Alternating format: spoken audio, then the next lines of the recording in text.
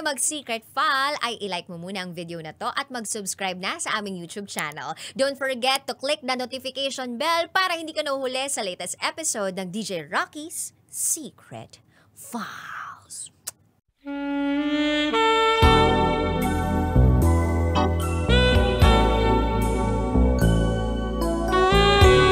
And now, it's time for SPG. As in, super backgammon secret file.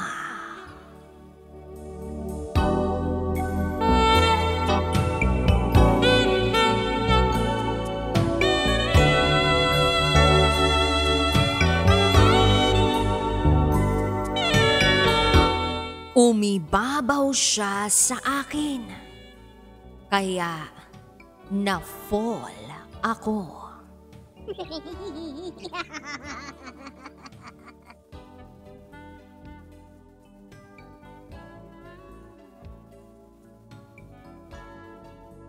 Hi DJ Rocky at DJ Jello. Itago niyo ako sa pangalang Bayani. At ito, ang aking SPG, as in super backgammon secret file.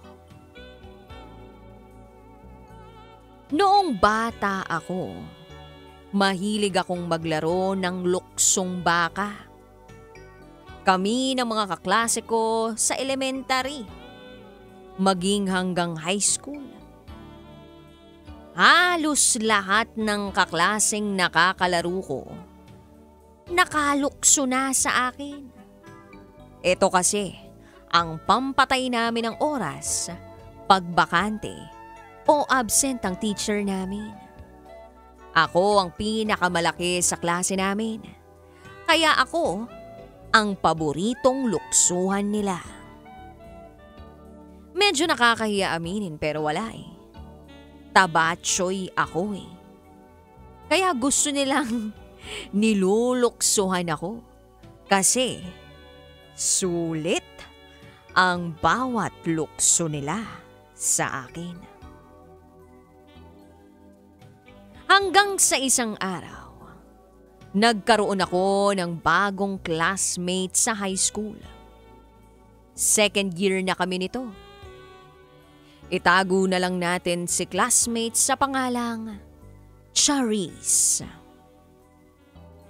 Sa lahat ng mga naging kaklase ko, kay Charis lang ako nailang. Hindi ko alam pero kakaiba siya. Kasi parang hindi pa ako nagkaroon ng kaklaseng kagaya niya. Na sobrang ganda, sobrang cool, sobrang kikay, at sobrang astig.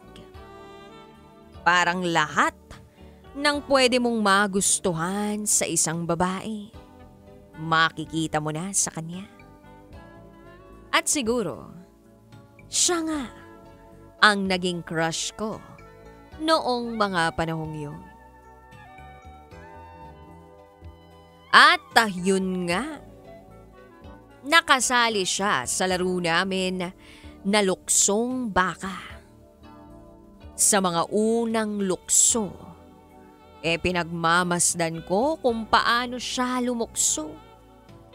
Nahihiya akong sabihin, DJ Rocky at DJ Jello. Pero nakikita ko ang puti ng legs niya. Bang! Nakikita ko ang puting legs niya sa tuwing tatalon siya at lulukso. Para akong napapanganga, napapatulo, laway. Bang! Kitang-kita ang pink niyang P. Basta, kayo na ang manghula kung ano yung pink na P na yun. Hanggang sa ako naman ang yumuko at tumuwad para luksuhan. Lahat ng mga kaklase kong kasali nakalukso sa akin ng walang problema. Pero sa bandang huli, kitang-kita ko si Charis. Nag-i-stretching. Naghahanda para tumakbo papalapit sa akin at tumalon sa likuran ko. Tumutulo na ang malamig na pawis sa mukha ko dahil hindi ko mapigilang nervyusin. Hanggang sa parang nag-slow-mo ang lahat ng mga sandaling yun. Slow-mo na nakikita ng mga mata kong papalapit na si Charis na tumatakbo papunta sa akin. Humawak siya sa likuran ko, tumalon at bumukakak. Pero imbes na malampasan niya ang paglukso sa akin, ay sumabit siya sa likuran ko. Oo, umibabaw siya at hindi nakalukso ng maayos. Kaya sabay kaming natumba. At oo, na-fall kaming pareho. Narinig ko na nagtawanan lahat ng mga kaklase namin at yung iba, nagsisigawan pa nga. Pagkatapos ay tumayo ako at inilalayan si Charis na medyo nahihilo pa at natatawa sa pagkakabagsak namin. Inabot ko ang kamay ko sa kanya at humawak naman siya sa kamay ko para tumayo. Dito nag-slow-mo na naman ang lahat.